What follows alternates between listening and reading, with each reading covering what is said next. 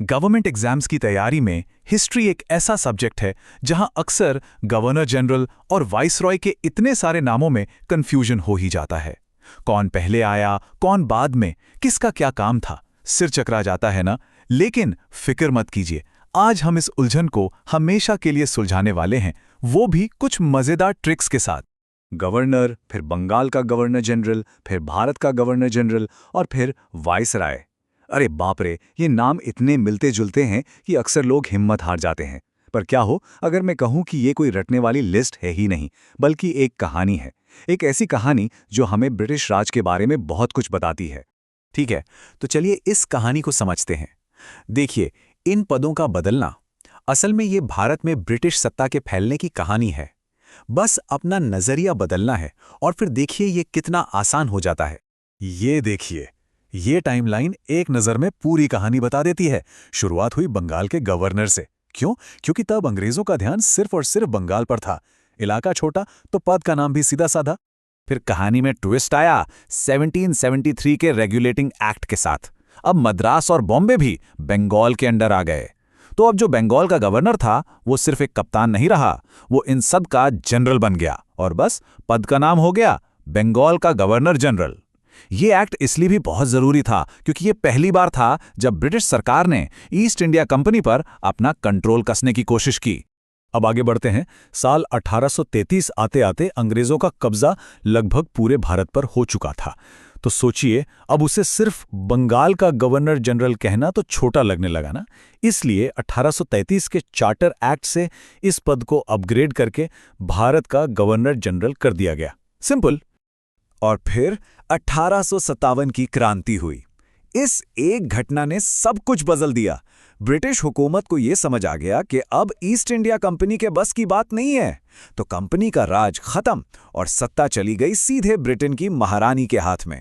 और यहीं से आया नया पद वाइसराय, जिसका मतलब ही होता है राजा या रानी का प्रतिनिधि। अब जो भी आया वो सीधा क्राउन का आदमी था। तो ये तो भी पदों के बदलने की कहानी। अब आते हैं उस हिस्से पर जिसका हम सबको इंतजार रहता है, इन सारे पहले और आखिरी अधिकारियों के नाम याद रखने की एक मास्टर ट्रिक। क्या आप यकीन करेंगे कि इतिहास के 6 सबसे जरूरी सवाल, मतलब कौन पहला गवर्नर था, कौन पहला वाइसराय, इन सब का जवाब सिर्फ एक लाइन में छिपा है। जी हां, ये लाइन किसी जादू की तरह काम करती है। और वो लाइन है रॉबर्ट है विलियम की मौसी। सुनने में थोड़ा मजेदार है ना? पर यह सिर्फ एक लाइन नहीं, ये 6 सवालों का पक्का जवाब है। चलिए अब इस कोड को डीकोड करते हैं। तो देखिए कितना आसान है। रॉबर्ट से याद रखिए रॉबर्ट क्लाइव, बंगाल के पहले गवर्नर। है से वारन हेस्टिंग्स, बंगाल के पहले गवर्नर जनरल। विलियम से विलियम बेंटिक, भारत के पहले गवर्नर जनरल। की से लॉर्ड कैनिंग, भारत के पहले वाइसराय। और आखिर में मौसी, इसमें मौ से हैं लॉर्ड माउंटबेटन, आज़ाद भारत के पहले गवर्नर जनरल। और सी से हैं सी राजगोपालाचारी, हमारे पहले और आखिरी भारतीय गवर्नर जनरल। हो गए ना 6 नाम याद? ओके, तो अब पहले और आखिरी तो सॉर्ट हो गए। अब उन 7 बड़े खिलाड़ियों पर फोकस करते हैं जिनके कामों से ही एग्जाम्स में ज्यादातर सवाल बनते हैं।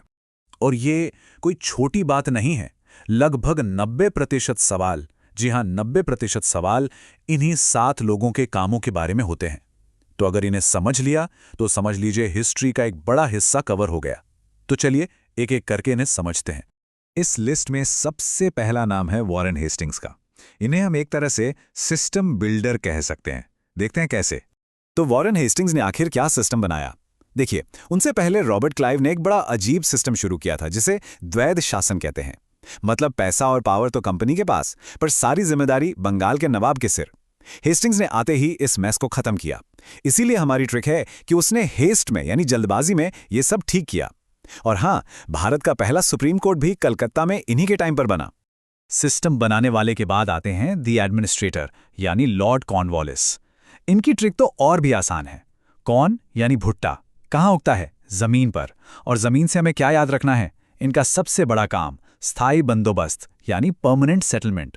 इतना ही नहीं, भारत में आज जो हम पुलिस सिस्टम और सिविल सर्विसेज देखते हैं ना, उसकी नींव भी कॉर्नवालिस ने ही रखी थी। अब बात करते हैं लॉर्ड विलेस्ली की। इनकी ट्रिक है जेली। जैसे जेली चिपक जाती है, वैसे ही ये भारतीय राज्यों को अपनी सहायक संधि से ब्रिटिश साम्राज्य में चिपका लेते थे। ये पॉलिसी सच पूछिए तो एक मीठा जहर थी। राजाओं से कहते थे हम आपको सुरक्षा देंगे, और बदले में धीरे धीरे उनकी आज़ादी ही छीन लेते थे।